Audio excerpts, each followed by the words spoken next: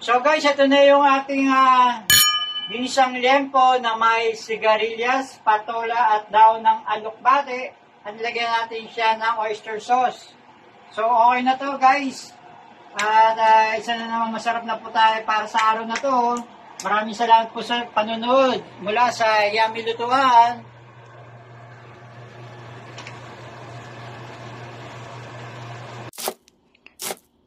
Dito tayo sa Yummy Lutuan at ito ang ating daw ng alokbati mula sa aming bakuran, sa aming mga tanim na gulay, ang aming patola.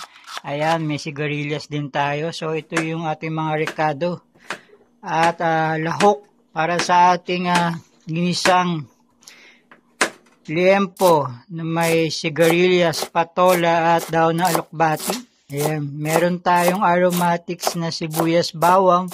So guys, ito na ang ating lulutuin for the day. Let's go!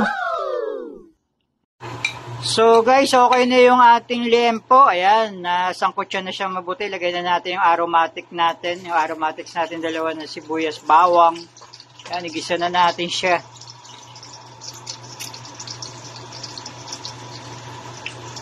Then, pagkagisa natin ang bawang sibuyas natin, lalagay na natin yung ating sigarilyas at yung ating patola.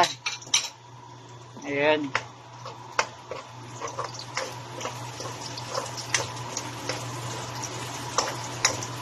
Diba guys, simple-simple lang magluto pagka gisa style ang ating klase ng pagluluto ng ating putahe. Ayan. It's another great day, another cooking celebration. Welcome po sa Yummy Lutuan. It's another good day and another cooking session.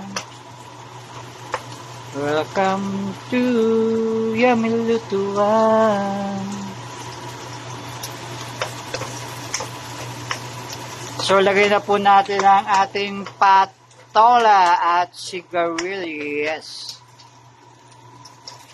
Ayan, haluin lang natin siyang mabuti. Ayan, bago natin ilagay ang ating patola at sigarilyas. Ipagsasabay na po natin yung ating patola at sigarilyas. So, ayan guys. So, lagay na natin. Halo naman siya, so pagsabay na lang natin ang ating patola at sigarilyas. Yan guys. Diba?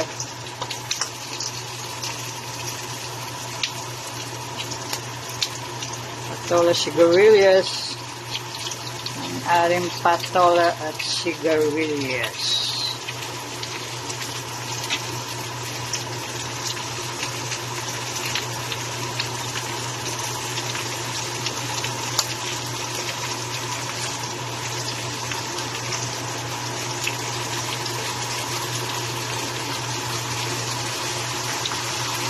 Ayan, maganda sa pagluluto guys, pwede nyo lagyan ng kung ano gusto nyo gulay na ilagay. Ayan, sahog din, baboy man yan, manok, hipon, nasa inyo po yan.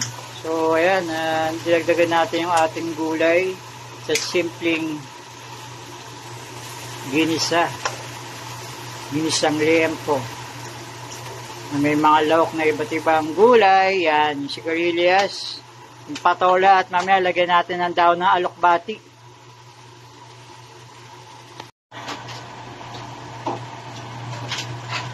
So guys, ayan, ang ating patola at sigarilyas okay na. So tinimpla natin ang patis yan at ang seasoning powder din. So lalagyan din natin siya ng oyster sauce, pampalinamnam at pampasarap para sa ating ginisang liempo na may sigarilyas, patola at daon ng alokbate. Ayan guys.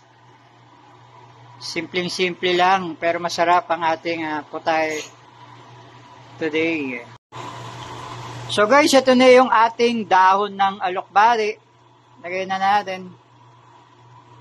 Ayan. So, okay na to guys. Pag naluto na yung daw natin ng alokbate. Ayan, ready na ulit ang ating ginisa. That's it, guys. Finally, guys, ito na yung ating ginisang liempo na may sigarilyas, patola at daon ng alokbati sa oyster sauce. Kain na po tayo. Eat healthy, stay healthy, at God bless po sa lahat. Yum, yum!